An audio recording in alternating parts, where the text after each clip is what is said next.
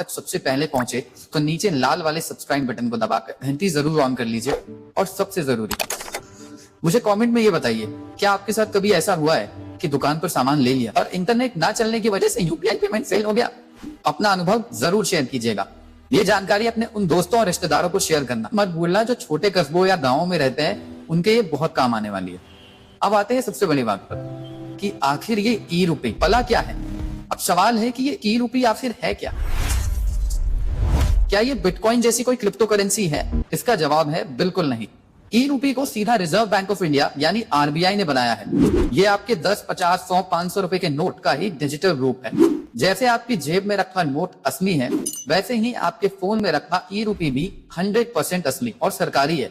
यहाँ समस्या ये आती है कि लोग सोचते हैं कि जब गूगल पे, फोन पे हैं तो इसकी क्या जरूरत। तो इसका तरीका समझने के लिए एक उदाहरण लेते हैं। जब आप यूपीआई से पेमेंट करते हैं तो पैसा एक बैंक अकाउंट से दूसरे बैंक अकाउंट में जाता है। इसमें बैंक का सर्वर, इंटरनेट और कई चीजें शामिल होती हैं। लेकिन ई रुपये बैंक अकाउंट का चक्कर ही खत्म कर देता है। ये सीधा आपके फोन के डिजिटल वॉलेट से दूसरे के डिजिटल वॉलेट में जाता है।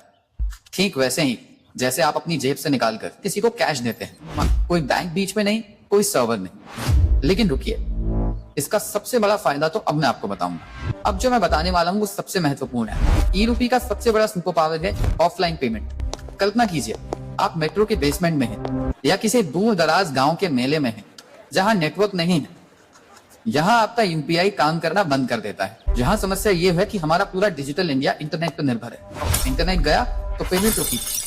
तो इसका समाधान है ई रुपये। अक्टूबर 2025 तक आरबीआई का प्लान है कि इस ऑफलाइन फीचर को पूरे देश में फैला दिया जाए। आप बिना इंटरनेट के भी ई रुपये भेज और पा सकेंगे। ये तो क्रांति है। इससे उन 40 करोड़ लोगों को भी डिजिटल पेमेंट से जोड़ा जा सकेगा जिनके पास अभी तक ठीक से इंटरनेट नहीं है। अब सवाल ये उठता है कि ये काम कैसे करेगा और आपको मिलेगा कैसे। अब सवाल है कि ये ई रुपये आपको मिलेगा कहां से। देखिए, ये बहुत आसान है। जैसे आप अपने बैंक का मोबाइल ऐप डाउनलोड करते हैं, वैसे ही आपको अपने बैंक का डिजिटल रुपये वॉलेट ऐप डाउनलोड करना होगा। State bank of India, HDFC, ICICI समेत लगभग 25 से ज्यादा बैंक अक्टूबर 2025 तक ये सुविधा दे रहे हैं।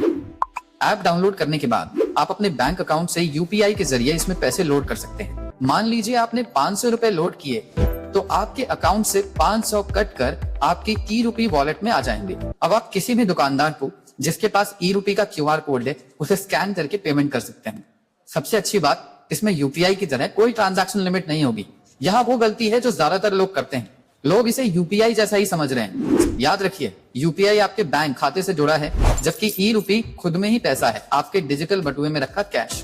लेकिन रुकिए, अगर ये इतना ही अच्छा है तो इसमें कुछ खतरे भी तो होंगे। अब सवाल है कि क्या ई रुपये पूरी तरह सुरक्षित है? यहाँ सबसे बड़ा डर है प्राइवेसी का। क्योंकि ये आरबीआई का सिस्टम है तो सरकार चाहे तो हर एक ट्रांजैक्शन को ट्रैक कर सकती है कि आपका पैसा कहां से आया और कहां गया। हालांकि आरबीआई ने कहा है कि छोटी मोटी ट्रांजैक्शन में प्राइवेसी रखी जाएगी। तो इसका समाधान क्या है? आरबीआई इस पर ब्लॉकचेन जैसी ही एक सुरक्षित टेक्नोलॉजी का इस्तेमाल कर रहा है ताकि इसे हैक करना लगभग नामुमकिन हो। ये क्रिप्टो करेंसी की तरह नहीं है जिसका कोई मालिक नहीं। इसका मालिक आरबीआई है, इसलिए आपका पैसा 100% सुरक्षित है। एक और बात, मार्च 2025 तक ई रुपये का सर्कुलेशन 1016 करोड़ पे पार कर चुका है और 60 लाख से ज्यादा लोग इसे इस्तेमाल कर रहे हैं। यहाँ तक कि क्रेड जैसी बड़ी कंपनियां भी अब ई रुपये वॉलेट की सुविधा देने लगी हैं। लेकिन सबसे बड़ा सवाल अब भी बाकी है, क्या ये यूपीआई का अंत है? तो क्या 2025 के बाद हमें यूपीआई की जरूरत नहीं पड़ेगी? देखिए, ऐसा नहीं है। ई रुपये और यूपीआई दोनों साथ साथ चलेंगे। दोनों के अपने अपने फायदे हैं। यूपीआई उन जगहों के लिए बेस्ट है जहां अच्छा इंटरनेट है, इसमें आपको कैशबैक और ऑफर्स भी मिलते हैं। वहीं ई रुपये उन जगहों का राजा बनेगा जहां इंटरनेट की समस्या है। ये पेमेंट फेलियर की समस्या को जड़ से खत्म कर देगा। ये उन लोगों के लिए वरदान है जो बैंक खाते से ज्यादा लेन देन नहीं करना चाहते। तो भविष्य में ऐसा होगा कि आपके फोन में गूगल पे भी होगा और ई रुपये वॉलेट भी। आप अपनी जरूरत के हिसाब से दोनों का इस्तेमाल करेंगे। ई रुपये यूपीआई को खत्म नहीं करेगा, बल्कि उसकी कमियों को पूरा करेगा। ये एक टीम की तरह काम करेंगे। तो दोस्तों, आज हमने जाना कि आरबीआई का डिजिटल रुपया क्या है, ये कैसे बिना इंटरनेट के काम करेगा और ये यूपीआई से कैसे अलग है। अब आपको बस ये करना है कि अपने बैंक के डिजिटल रुपये ऐप के बारे में पता करना है और जब भी मौका मिले इसे इस्तेमाल करके देखना है ताकि आप भविष्य के लिए तैयार रहें। कमेंट में बताइए कि क्या आप ई-रूपी इस्तेमाल करने के लिए उत्साहित हैं, और वीडियो को लाइक करें अगर आपको ये जानकारी वाकई काम की लगी हो। याद रखिए, डिजिटल दुनिया तेजी से बदल रही है।